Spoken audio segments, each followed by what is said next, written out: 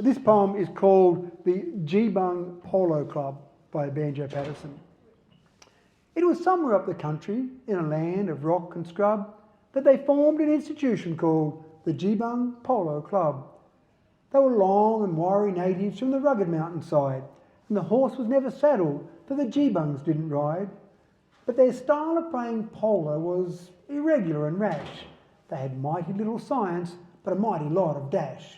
And they played on mountain ponies that were muscular and strong, but their coats were quite unpolished and their manes and tails were long. And they used to train those ponies, wheeling cattle in the scrub. They were demons, were the members of the Geebung Polo Club. It was somewhere down the country, in a city's smoke and steam, and that a polo club existed called the Cuff and Collar Team.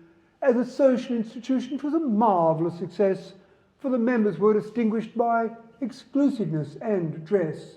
They had natty little ponies that were nice and smooth and sleek, for their cultivated owners only rode them once a week. So they started up the country in pursuit of sport and fame, for they meant to show the Geebungs how they ought to play the game. And they took their valets with them just to give their boots a rub, ere they started operations on the Geebung Polo Club. Now, my readers can imagine how the contest ebbed and flowed.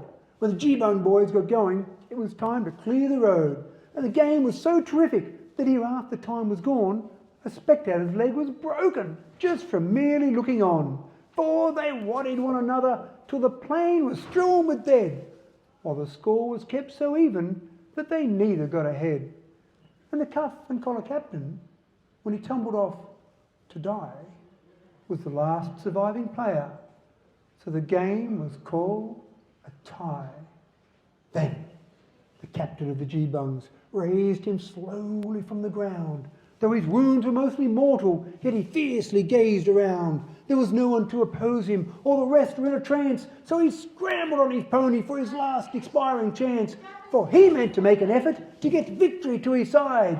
So he struck a goal and missed it.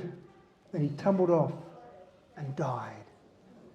By the old Campaspe River, where the breezes shake the grass, there's a row of little headstones that the stockmen never pass, for they bear a crude inscription saying, "Stranger, drop a tear, for the cuff and collar players and the Geebung boys lie here."